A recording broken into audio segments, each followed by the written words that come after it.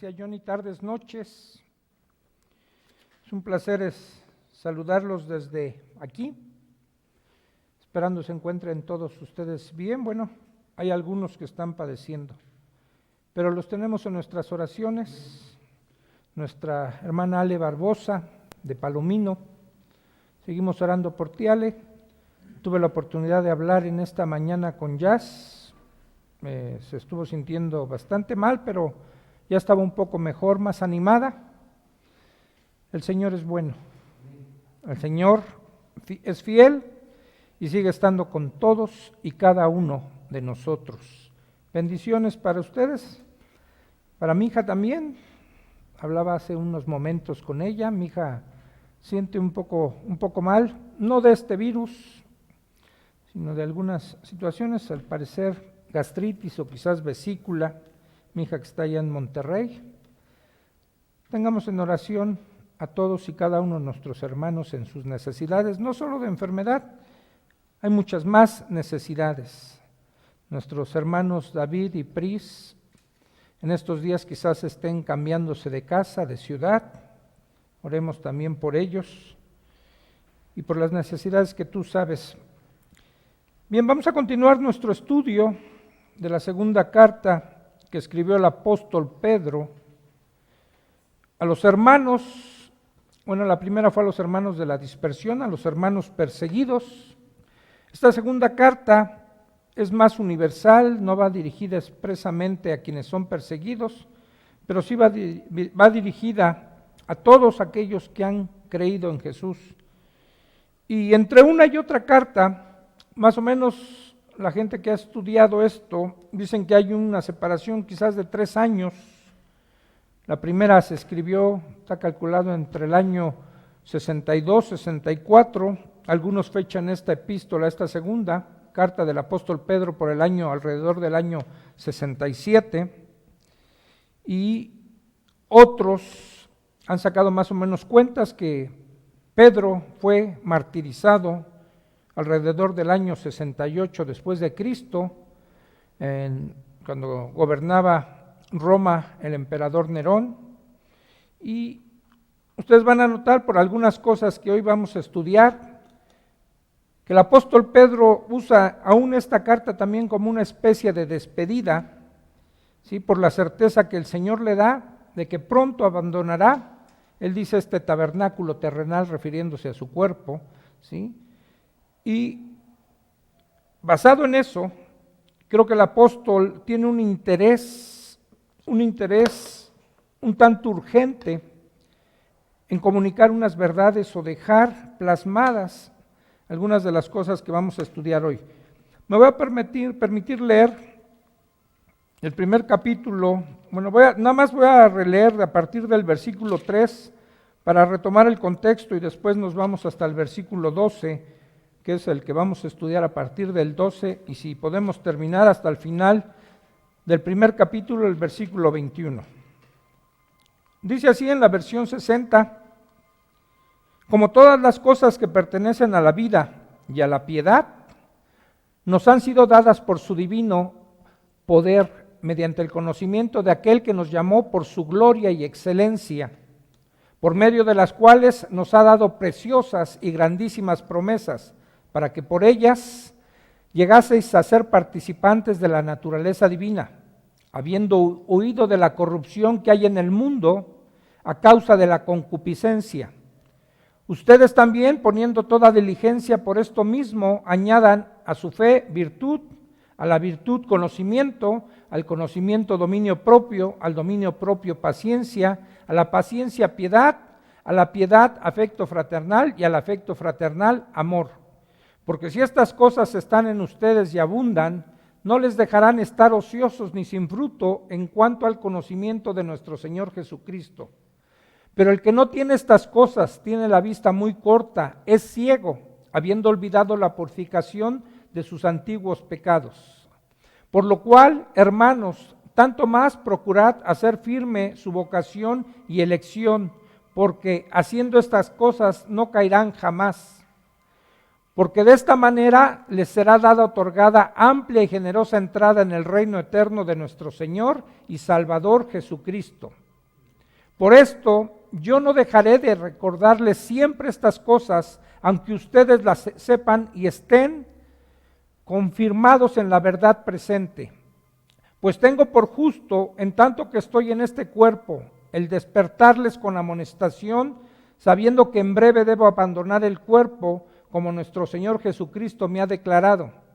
También yo procuraré con diligencia que después de mi partida, ustedes puedan en todo momento tener memoria de estas cosas, porque no les he dado a conocer el poder y la venida de nuestro Señor Jesucristo siguiendo fábulas artificiosas, sino como habiendo visto con nuestros propios ojos su majestad, pues cuando Él recibió de Dios Padre honra y gloria, le fue enviada desde la magnífica gloria una voz que decía: este es mi Hijo amado, en el cual tengo complacencia. Y nosotros oímos esta voz enviada del cielo cuando estábamos con Él en el Monte Santo. Tenemos también la palabra profética más segura, a la cual harán bien en estar atentos, como a una antorcha que alumbra en lugar oscuro, hasta que el día esclarezca y el lucero de la mañana salga en sus corazones. Entendiendo primero esto, que ninguna profecía de la Escritura es de interpretación privada, porque nunca la profecía fue traída por voluntad humana, sino que los santos hombres de Dios hablaron siendo inspirados por el Espíritu Santo. Bien, este es el primer capítulo. Nuestro hermano Pastor Beto hace 8 días completó aquellas virtudes que se le van sumando una tras otra, iniciando con la fe, lo que se tiene que ir añadiendo. Y estas características hablan de un crecimiento en la fe, en esa fe con la que inicia todo creyente. Ese es el cimiento de nuestra salvación, la fe. Y lo que debemos de hacer con todas estas virtudes, digamos, es ir edificando nuestra casa espiritual, nuestra vida espiritual. Y el apóstol como que apremia, dice: pongan todo el empeño, pongan toda su perseverancia, toda la diligencia que puedan poner en esto, háganlo. Y como consecuencia de estar añadiendo a cada una de estas cosas, llegamos a la virtud, digamos la virtud principal o la que engloba todas, el amor. Y termina diciendo el apóstol, dice: si estas cosas están en ustedes, pero no solo en ustedes con un conocimiento intelectual, sino en nosotros, que podamos asimilarlas y que sean parte de nuestra vida. Dice, estas no los van a dejar estar ociosos. Miren, la gracia que Dios nos da no nos va a hacer estar inactivos. Más cuando recibimos la gracia de Dios es para activarnos y empezar a trabajar para Dios en las buenas obras que Él ha preparado de antemano. Así que el apóstol nos recuerda eso, dice, si todo esto está en ustedes, dice, no van a estar ociosos y sin fruto. ¿Sí? Pero el que no tiene estas cosas, dice, es miope, va a estar inoperante, va a ser infructuoso, digamos, más que miope, es ciego, porque debería el cristiano que ya conoce esto no olvidar todas las prácticas que debemos de tener en cuanto a esta diligencia. Entonces hace una amonestación el apóstol, ¿sí? Y ese cristiano estéril, ¿sí?, debe de ser movido a practicar todas estas virtudes. Así que él carece de las cualidades de carácter que se mencionan del versículo 5 al 7, en realidad está teniendo una ceguera, y ese conocimiento de Cristo para él entonces resultará un espejismo nada más, ¿sí?, porque es un conocimiento intelectual. Y termina esa porción que nos compartió nuestro hermano Beto con los versículos 10 y 11, donde el apóstol da algunos motivos por el cual practicar estas cosas, dice, de ser diligentes, porque al hacer esto nos estamos consolidando en nuestra vocación a la que Dios nos ha llamado. ¿Sí? Al consolidarnos, al estar firmes en eso, hay una promesa de parte de Dios. Dice que haciendo todas estas cosas, dice, no caeréis jamás. Y quizás esto suene un tanto así como a perfección. No está hablando el apóstol de que ya no vayamos a tener tropiezo. de que ya no vayamos a tener pruebas y a un pecado, sino nos está hablando de esa firmeza en la que vamos a estar nosotros, ¿sí? No careciendo, como les decía, de esas pruebas del error que podamos tener, pero esto nos va a dar una seguridad, una confianza que no van a tener otros, porque estamos practicando lo que Dios está esperando de nosotros. Así que una vez que entendemos esto, dice, con esto, y aun aunque haya tropiezos, dice, tendremos un amplio conocimiento y una entrada al reino de Dios. ¿Sí? Entonces, más o menos hasta ahí llegó nuestro hermano Beto, y entonces vamos a estudiar a partir del verso 12.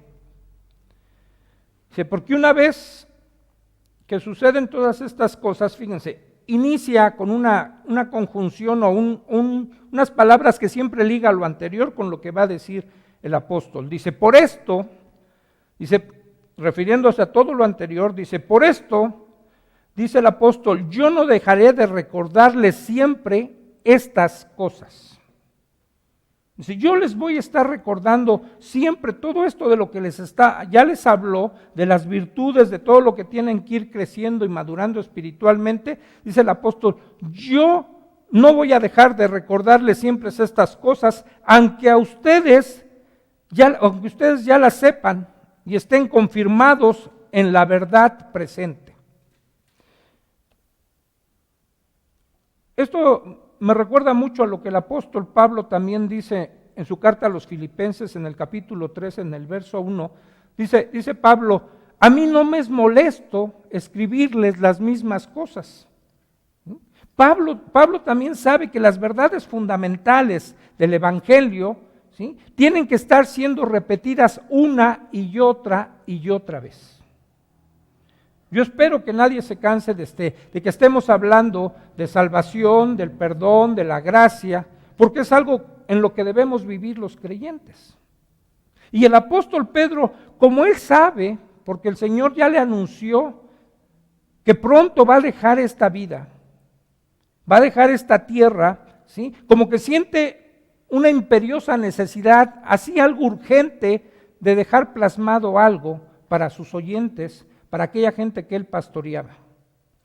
No sé si tú puedas recordar algo o a alguien, ¿sí?, que tú hayas visto en esta situación, que está próximo a partir, que tiene una enfermedad quizás terminal, que vio amenazada su vida y quiere dejar todas las cosas que para él son importantes, como una herencia, como un legado, como un testamento para aquellas personas que ama.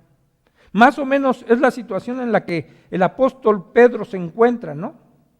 Dice, yo no les voy a dejar de recordar. Acuérdense que para este entonces, aunque vamos a ver al final de esta epístola que el apóstol habla de algunas cartas que ya estaban circulando en ese entonces, que eran las cartas de Pablo, y él le da una igualdad, dice, con las otras escrituras refiriéndose al Antiguo Testamento, pero la Biblia no estaba completa como la tenemos hoy nosotros. Aunque circulaban cartas, había muchas cosas que todavía la gente no sabía. No había imprenta, había pergaminos, y eran pergaminos muy caros, y pocas gentes podían acceder a tener ya la escritura. Así que, entonces, él lo que hace es estarles recordando verbalmente, ¿sí?, aquellas cosas que ya les había enseñado. No podías dejarles quizás un libro o algo, pero también eso él lo consideraba, porque fíjense lo que dice. Ustedes ya lo saben, ya han estado confirmados en esa verdad presente. Dice, pues tengo por justo, en tanto que estoy en este cuerpo, el despertarles con amonestación, sabiendo que en breve voy a abandonar el cuerpo como nuestro Señor Jesucristo me ha declarado. ¿A qué se refería el apóstol Pedro cuando dice que el Señor Jesucristo ya le ha declarado? Allá los que están en casa. La mayoría de la gente cree que es aquella porción de la Escritura que está en el Evangelio de Juan, en el capítulo 21, específicamente versos 18 y 19, donde Jesús está restaurando el ministerio de Pedro y le está diciendo ya la forma en que va a morir en un futuro. Y le dice, tú cuando eras joven, Pedro, te ceñías y te vestías, ibas a donde querías, pero va a llegar el momento en que vas a estar viejo y otros van a ser de ti, estoy parafraseando, ¿no? Y te van a llevar a donde tú no quieras. Y entonces, cuando el Señor le está hablando de esto y dice, y después dice el verso 19, y de esto lo decía el Señor, hablando de la forma en que Pedro después iba a morir. Pero en ese entonces, de ese entonces para acá, hay una diferencia. El Señor, acuérdense que murió en el año 33 de nuestra era. Y esta carta más o menos está fechada por el año 67. Hagan las cuentas. Habían pasado más de 30 años. Obviamente el apóstol no era el mismo, no sé si tú te acuerdas hace 30 años. Val no tenía canas, yo tampoco. ¿No? Hoy ya no me dejo la barba porque me sale blanca. Entonces, aquí ya el apóstol quizás está recordando esas palabras que Jesús les dice. Otros intérpretes de la Biblia dicen que esta era quizás podía haber sido una revelación nueva para Pedro, sin desligarse de la otra, pero una revelación nueva de cuándo ya tenía que morir y que su partida estaba próxima. Y por lo que les contaba hace rato en cuanto a la historia, quizás estaba a un año más o menos de su muerte. Y él tenía la seguridad, pero lo que me asombra aquí del apóstol, como me asombra de mucha gente, y espero que sea mi caso, no aparece ni una pizca de miedo a lo que el Señor le ha dicho. Él sabe y tiene la firmeza, por eso también los está tratando de animar y confirmar a los hermanos. Dice, pues yo tengo por justo, esto es justo, dice, yo tengo por justo que en tanto que estoy en este cuerpo, mi deber, mi responsabilidad es estarles recordando estas cosas. Lo que ustedes tienen que hacer. Esta carta más adelante nos va a hablar de lo que les está advirtiendo de aquellos falsos profetas que van a quererlos mover de esa firmeza de la que está aquí él hablando. Entonces dice, en breve yo voy a abandonar el cuerpo, como nuestro Señor Jesucristo ya me lo declaró. Y dice el verso que dice, también yo procuraré con diligencia que después de mi partida ustedes puedan en todo momento tener memoria de estas cosas. Yo les preguntaría, ¿cómo iban a poder tener memoria de estas cosas? Si a lo mejor no todos lo iban a escuchar. ¿Cómo podrían tener memoria de estas cosas? Por eso escribió el apóstol. ¿Sí? Miren, las palabras, a veces, por aquí anoté alguna frase. Las palabras vuelan, lo escrito permanece. Y las palabras a veces se pueden distorsionar. Cuando pasa oralmente la información, ustedes conocen quizás el juego del teléfono descompuesto, ¿no? Pasa la información de uno a otro y de ese a otro y a otro y a otro. Cuando llega al final ya distorsionaron todo. Y Pedro no quiere que distorsionen sus palabras, porque eso ya habían hecho con los escritos también de Pablo. La gente había distorsionado los escritos y algunos ya decían que Cristo ya había regresado, cuando no había regresado, porque parte de esto que escribe el apóstol en este capítulo tiene que ver con la segunda venida de nuestro Señor Jesucristo, que son los versos que siguen en adelante a partir del 16. Entonces Pedro no quiere que olviden estas cosas, pero no solo porque se les vaya de la memoria, sino que queden plasmadas en ese entonces en un pergamino, ¿sí?, en una piel de animal, para que no se distorsionara esto y ellos pudieran estar recordando. Y miren, somos muy dados a olvidar. Yo tengo por costumbre, cuando menos, leer cada año una versión diferente de la Biblia. Creo que ya me las acabé, pues estoy repitiendo, ahorita estoy leyendo de nuevo la Reina Valera. Pero de repente vuelvo a pasar cosas y digo, a ver, esto, yo sé que ya lo leí como 30 veces, pero no me acuerdo. O sea, hay cosas que obviamente porque son las que más continuamente a lo mejor estamos viendo o de las que estamos hablando. Por ejemplo, hay una cita ahorita, a ver, veamos Isaías 38:12. Hoy, preparando el estudio, chequé esta cita y dije, yo esto ya lo he leído, pero este versículo en especial de Isaías no me había percatado ahí, porque tiene que ver con lo mismo que dice el apóstol, de que ya va a dejar su morada terrestre, ¿no? O su tabernáculo, o su cuerpo. Y dice, en Isaías 38:12 dice, mi morada ha sido movida y traspasada de mí, como tienda de pastor, como tejedor, corté mi vida. Me cortará con la enfermedad, me consumirá entre el día y la noche. Yo les preguntaría, ¿de quién habla? ¿De quién está hablando Isaías? ¿O es Isaías el que está hablando? ¿O es otro personaje el que está hablando? Y entonces a veces se nos olvidan las cosas. Bueno, les digo, nada más está hablando el rey Ezequías. Cuando Dios le dice que ya tiene que poner en orden su casa, tiene una enfermedad y que va a morir. Y él mismo habla de que su morada ya la va a dejar. Pero así, miren, nosotros olvidamos fácilmente las cosas. El día de ayer estuve en la casa de mi hijo y estuvimos jugando maratón bíblico. Aunque el maratón está medio chafita, ¿no? O sea, hace unas preguntas muy demasiado subjetivas, no son muy concretas, ¿no? Puede haber muchas respuestas pero sin embargo sirve como para agilizar la memoria y recordar, a ver, ¿qué tantas cosas he olvidado? ¿Saben por qué nosotros tratamos de celebrar la cena a distancia cada 8 días? Somos tan dados a olvidar, hermanos. La costumbre hace que perdamos el interés por las cosas.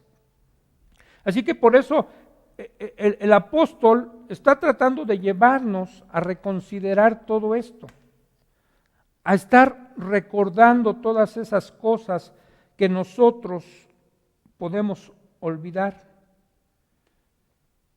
No solo desea recordarnos el apóstol, sino dejarnos, digamos, un recordatorio. No sé si entiendas la diferencia.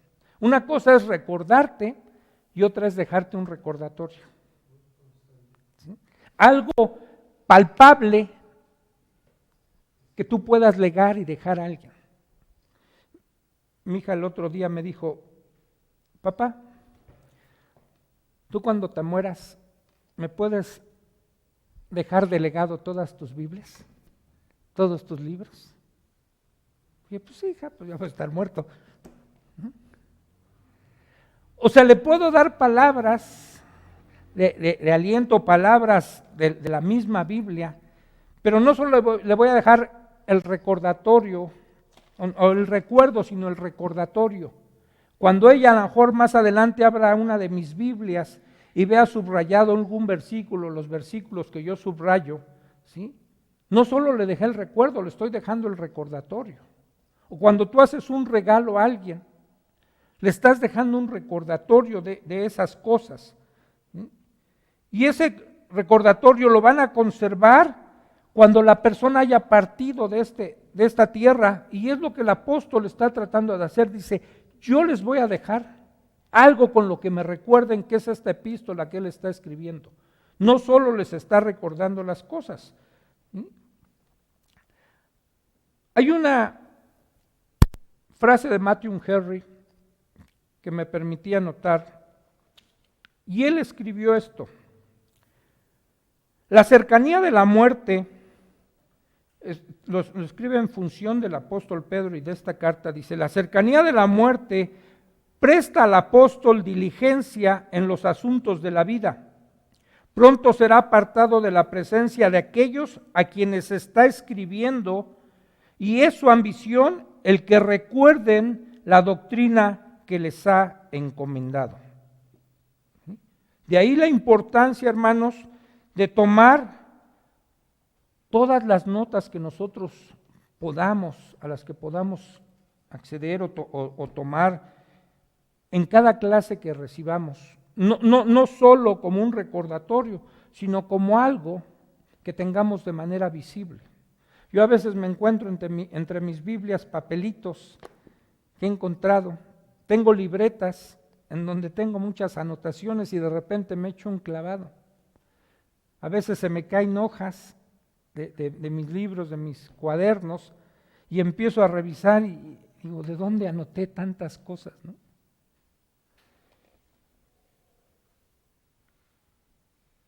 Así que entonces vamos a considerar ahora los versículos del 16 en adelante. Dice el apóstol, dice: porque no os hemos dado a conocer el poder y la venida de nuestro Señor Jesucristo siguiendo fábulas artificiosas. Ahora se va a referir a la segunda venida de nuestro Señor Jesucristo. ¿O cuántos creen que se esté refiriendo a la primera? Fíjense cómo dice: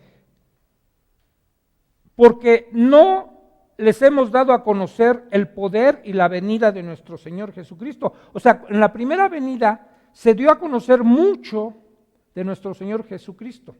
El poder que Él tuvo para echar fuera demonios, para sanar enfermos, para dar la vista a los ciegos, para levantar paralíticos. Todo eso ya se había dado a conocer y Pedro está reiterando eso. Dice: no les hemos dado a conocer ese poder y la venida de nuestro Señor Jesucristo, dice, siguiendo fábulas artificiosas, ¿sí?,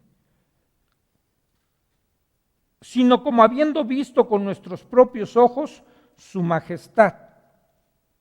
¿Sí? Entonces está hablando aquí el apóstol acerca de la segunda venida de nuestro Señor Jesucristo y va a enfatizar la importancia de esas cosas que ya les ha dicho.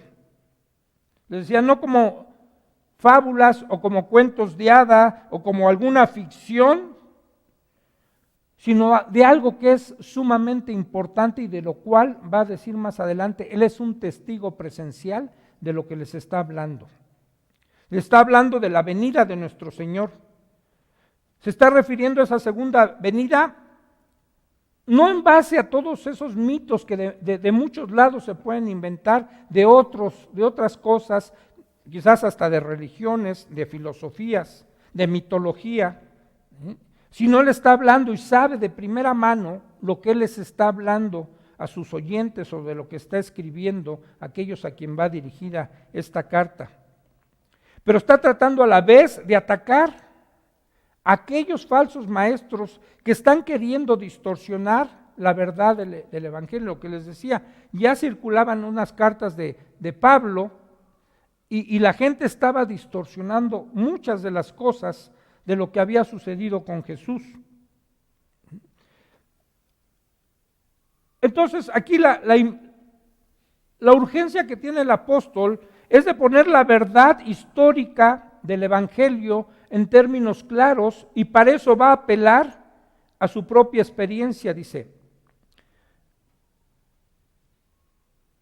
Sino como habiendo visto, sigo en el versículo 16 en la segunda parte, dice, sino como habiendo visto con nuestros propios ojos su majestad. Pues cuando él recibió de Dios Padre, refiriéndose a Jesús, honra y gloria, le fue enviada desde la magnífica gloria una voz que decía, este es mi Hijo amado, en el cual tengo complacencia. Y agrega el apóstol, y nosotros oímos esa voz enviada del cielo cuando estábamos con él en el monte santo. ¿Quiénes más estaban con Pedro? ¿Se acuerdan? Santiago y Juan. Los tres más cercanos a Jesús. Los tres que Jesús más jalaba. ¿Sí? Los tres estaban ahí, fueron llevados a lo que se le conoce en la Escritura como el monte de la transfiguración. ¿Qué nombre tenía ese monte? ¿Se acuerdan? Como preguntas para nuestros hermanos ahí en casa. ¿Qué monte era? Bueno, así se le puso el monte de la transfiguración porque ahí se transfiguró Jesús, pero el monte tenía un nombre. Si alguien la contesta, se las dejo en stand-by. Porque fíjense, debido a lo que aconteció en ese monte, aquí Pedro ya no le llama por su nombre al monte, no dice el nombre del monte, sino dice ahora, este monte es el monte santo, se hizo santo debido a ese acontecimiento que hubo de la transfiguración de Jesús. Y dice, y nosotros, refiriéndose a Juan, a Santiago y a él mismo, por eso habla en plural, dice, nosotros estábamos ahí viendo esa magnificencia, esa gloria de Dios, ¿sí? Que yo creo que tuvieron, por un momento, pudieron presenciar lo que todos vamos a poder presenciar cuando Jesús regrese a esta tierra. Su magnífica gloria. ¿Sí? Es eso que todo cristiano anhela, y que todo hombre y mujer va a ver, porque la Escritura es clara, dice, cuando regrese el Hijo de Dios, ¿ya dieron la respuesta? No. No, Guillermo René. No es el monte Sinaí, es otro monte. Entonces dice la Escritura que cuando el Señor aparezca, va a ser notorio a toda la humanidad. Porque así como sale un rayo, un trueno, y de un extremo a otro, así aparecerá el Señor. Y entonces ya no va a venir como la primera vez. Tampoco Flor Camacho. ¿Sí? Están como en el maratón de ayer que jugábamos. Ya cuando no sabíamos la respuesta decíamos lo que sea, ¿no? Entonces, así va a venir Cristo, y ellos tuvieron la oportunidad, Pedro, ¿sí? Santiago y Juan, de estar ahí con el Señor. Y ellos pudieron escuchar la voz de Dios Padre, dirigirse a ellos cuando Pedro tuvo una gran idea. Yo creo por eso él lo recuerda muy bien, porque tuvo una gran idea Pedro, y le dijo a Jesús, Señor, es bueno que estemos aquí. Dice, ¿por qué no hacemos 3 enramadas? Una para ti, una para Elías, que son los que aparecieron con Jesús, y otra para Moisés, representando la ley y los profetas. Elías los profetas, Moisés la ley. Dijo, ¿por qué no hacemos 3 enramadas y nos quedamos aquí? Y ya. Y como si Dios Padre interrumpiera a Pedro, se oyó una voz del cielo que dijo, este es mi Hijo amado, en el cual tengo toda mi complacencia. Casi como si por extensión dijera a Pedro y a todos nosotros, al que tienen que escuchar es a Jesús, no a Pedro. A Él escúchenlo, a Él óiganlo, ¿sí? A Él préstenle atención. Y entonces Pedro teniendo esa memoria, que él es lo que les está diciendo en versículos anteriores, yo no voy a dejar de recordarles ciertas cosas, porque él quería mantener viva esa experiencia que él había tenido con Jesús y la estaba transmitiendo. Dice, nosotros estuvimos ahí en ese monte y oímos la voz, no alucinamos, oímos la voz de Dios, audible, entendible para nosotros, y dijo esto, este es mi Hijo amado en el que tengo mis complacencias, a Él oíd. Y entonces Pedro apela a esto al dirigirse a sus lectores, narrando su experiencia, y dice, y si esto no es suficiente, porque miren, no podemos sustituir con una experiencia la palabra de Dios, aunque esta experiencia de Pedro está plasmada en la palabra de Dios. Pero Pedro, como queriendo agregar más, dice, Pero tenemos también, aparte de mi experiencia, dice, tenemos la palabra profética más segura. Tenemos la Biblia, aunque la mayoría de los comentaristas bíblicos cuando habla de esta parte, dice, al referirse a la palabra profética dicen que está refiriéndose más a las profecías de los profetas, válganme la redundancia. ¿Sí? No exactamente a toda la escritura, sino a las profecías de todos esos profetas que apuntaban a Cristo. Y de hecho, alguien ha dicho de manera un tanto poética, dice, todo el Antiguo Testamento apunta a Cristo, todo. ¿Sí? No hay una parte que no apunte hacia la persona de Cristo. No podríamos comprender el Nuevo Testamento si no tenemos el Antiguo que está apuntando. Por eso dice Pedro aquí que también tenemos esta palabra profética o las palabras de los profetas más segura. Esto es lo más seguro porque todo apunta hacia Cristo y en Cristo se cumplieron muchísimas profecías, ¿sí? Que de manera práctica es imposible que en alguien se puedan cumplir de la manera perfecta como se cumplieron en Cristo todas las profecías que hablan de Él. De dónde iban a ser, de quién iban a ser, en dónde iba a vivir, ¿sí? Todo lo que empezó a apuntar hacia Cristo, ¿sí?, se cumplió en Él con esas profecías. Y Pedro dice, esta es la palabra profética más segura porque ustedes recurran a ella. Y vean que no hay falla en esta palabra profética. Dice, y ustedes van a hacer bien en estar atentos a esta palabra profética. Y pone un ejemplo, un símil, dice, ¿cómo van a hacer bien? Dice, es como, porque esta palabra se va a convertir como en una antorcha que les va a alumbrar en un lugar oscuro. ¿Has estado algún día en un lugar muy oscuro? ¿Te has metido en una cueva en una noche oscura y que no se ve nada? Bueno, algunos han ido, no me acuerdo si es en Six Flags o estaba en una feria o en el Papalote, un juego donde tú entras y no ves nada.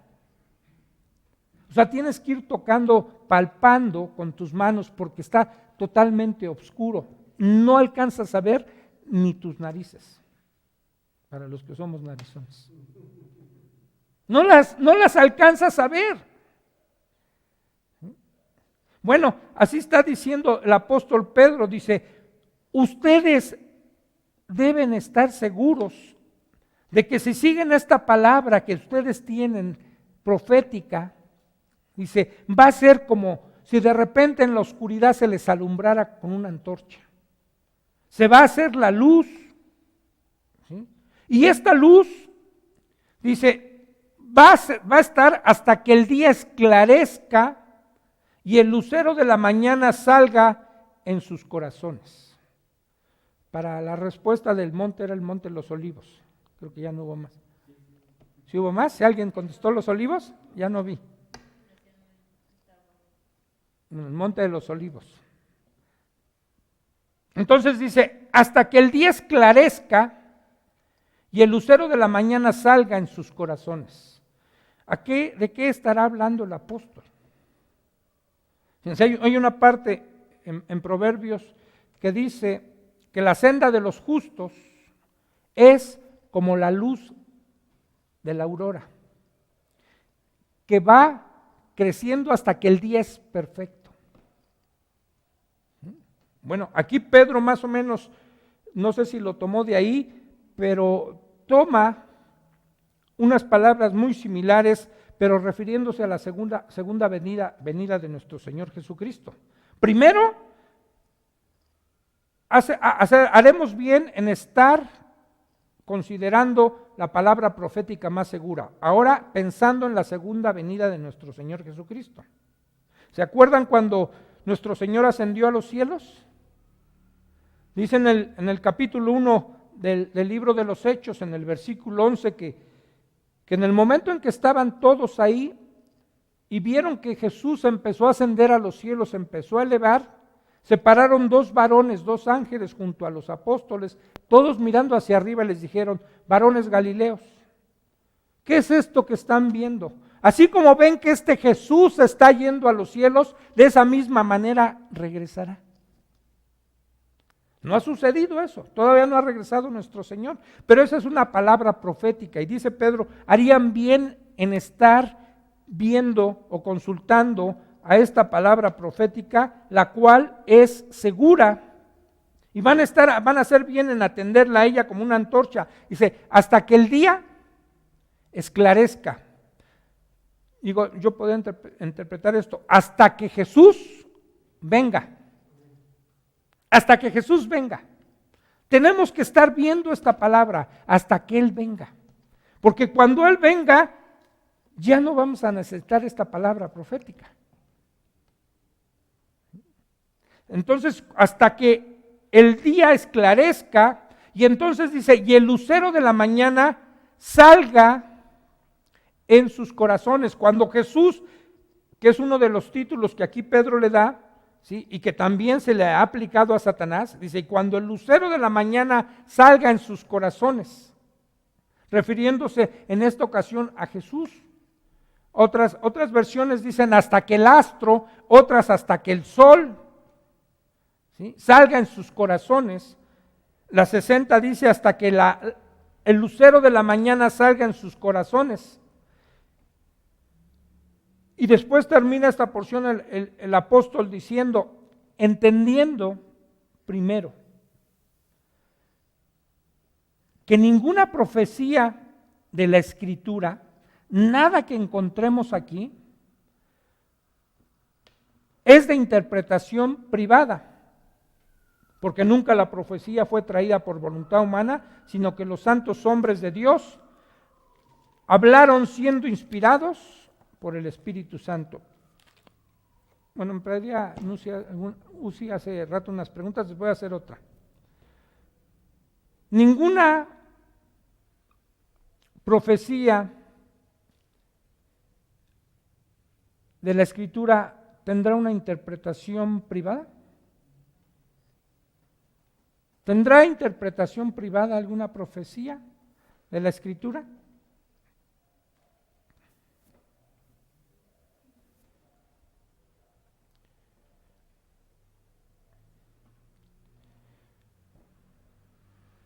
La palabra profética, digamos, no es la palabra de un hombre, sino es la palabra de Dios, ya que los profetas no hablaron, digamos, de iniciativa propia, sino fueron movidos por el Espíritu Santo.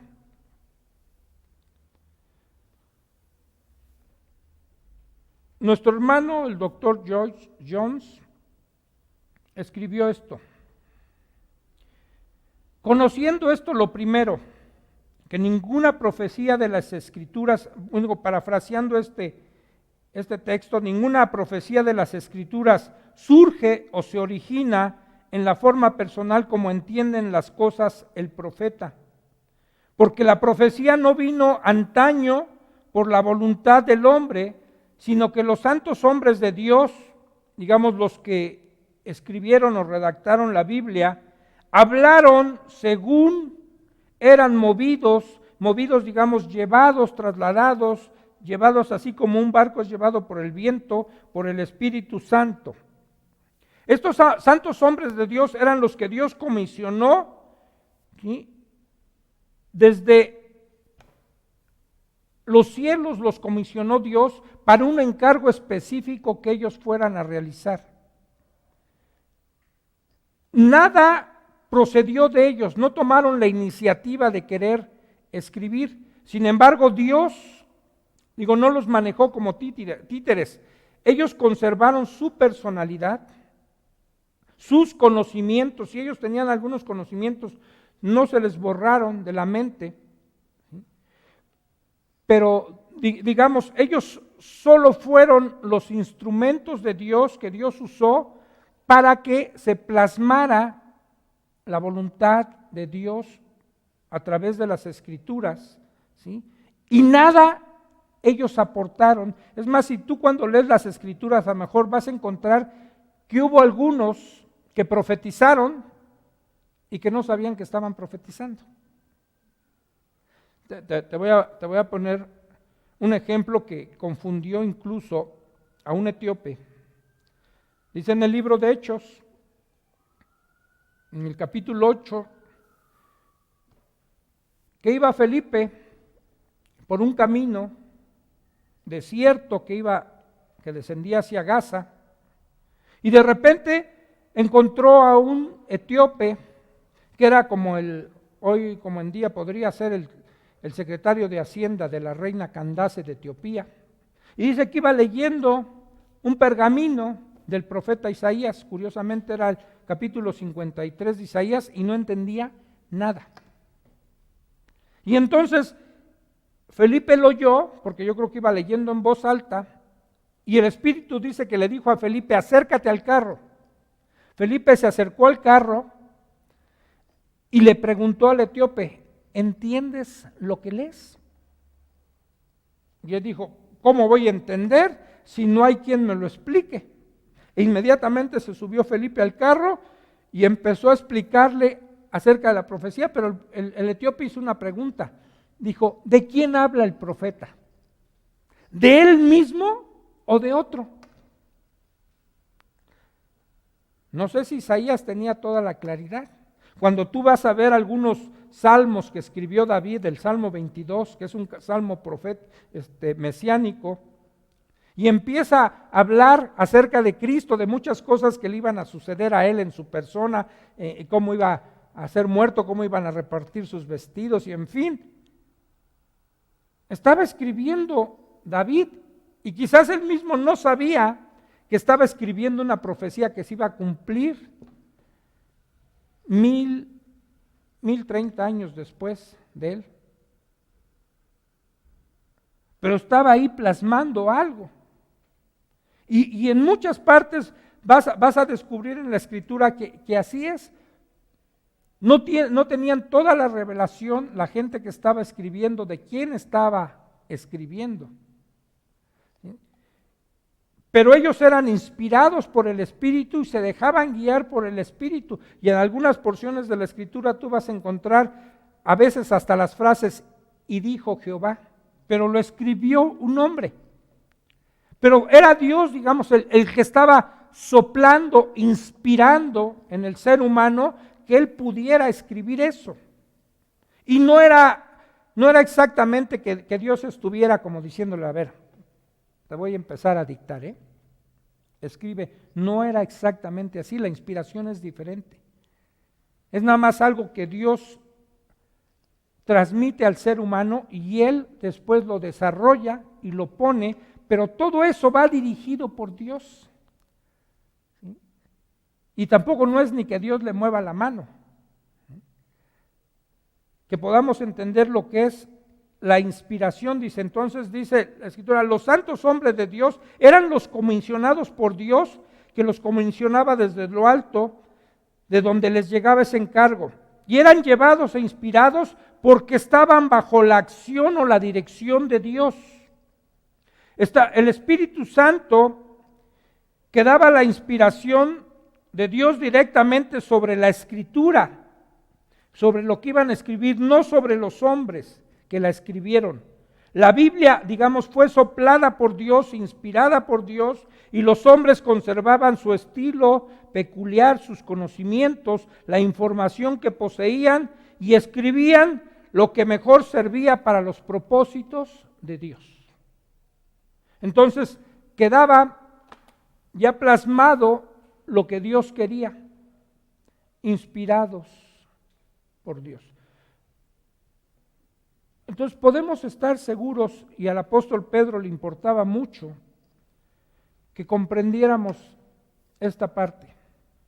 Todo esto aunado, una cosa no desplaza a la otra. La experiencia de Pedro no va a desplazar a la Escritura, pero la Escritura que tenemos confirma con la experiencia de Pedro y con la experiencia de muchos cristianos que esto es verdad. Lo que Pedro vivió en el monte de la transfiguración con Jesús no hace más que confirmar todo lo que ya estaba profetizado siglos antes hacia la persona de Jesús. que Dios iba a llegar a esta tierra. Creo que es Isaías 35:4, donde yo una vez subrayé, lo tengo subrayado en algunas Biblias, a ver si es ese de Isaías 35:4,